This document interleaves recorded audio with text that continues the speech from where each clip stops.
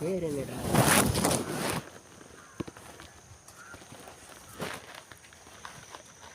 என்ன ஆகும் தலகாணி வேணும் எழுங்க எவ்வளோ 3 தலாணி 200 3 ரெண்டு எடுத்தால் 150 ஆகும்.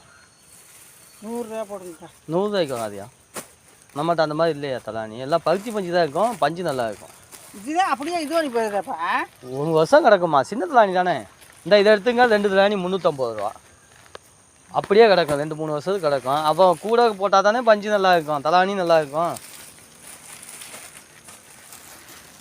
எல்லாம் 75 ரூபாய்க்கு 80 ரூபா 90 ரூபாய்க்கு இதுக்குள்ளேயே காசு போட்டு வாங்கினா அப்புறம் கொஞ்சம் நாளைக்கு தான் கிடக்கும். 1 வருஷம் கிடக்குமே. 1 வருஷம் கிடக்கும். இப்போ வந்து அமுக்குது கைக்கு போட்டு கட்டினது தான், வேற ஒன்றும் இல்லை. வேற தலாணி எடுத்து கொடுங்க தலைவர். இது பல்லாம் விழுக்குதுண்ணா. ஆமாம், கையுங்க கரெக்டாக போடுறாங்கல்ல, பஞ்சுனா கொஞ்சம் நாச்சும் அமுங்குமியா. தலாணி இல்லாமல் தான் புதுக்கடை போக முடியாமல் தேர்ப்புங்க. அதான் நேரடியாக நம்ம கொண்டாந்து கொடுத்துட்ருக்கோம்ல. நீங்கள் நேரடியாக உத வேணுமாம்மா? இல்லைன்னு சொல்லலை. உத வேணுங்களா? தலாணி உத அது எவ்வளவு? 2 உத 50 ரூபா தான். அப்பா இந்தாங்க, இப்போவே கண்ணை கட்டுது. வடிவேல் சும்மாவா சொன்னா? அதான் வடிவேல் சும்மாவா சொன்னாரு? ஐயோ அப்பா இப்போவே கண்ணை கட்டுதுடா அப்படிங்கிற மாதிரி.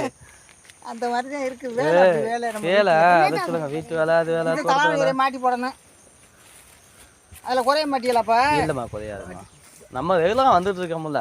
மாட்டிங்க வீட்டில் போய் அந்த கவரை கழட்டிங்க, கேரி பையை கழட்டிட்டு நீங்கள் மாட்டிக்கலாம். 200 ரூபா மட்டும் கொடுங்க, அதிகமாக கொடுத்துடாதீங்க.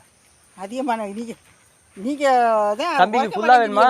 தம்பிக்கு குல்லா, காதுக்கு மாட்டுறது குல்லா பாருங்க, குல்லாலாம் இருக்கு பாருங்க.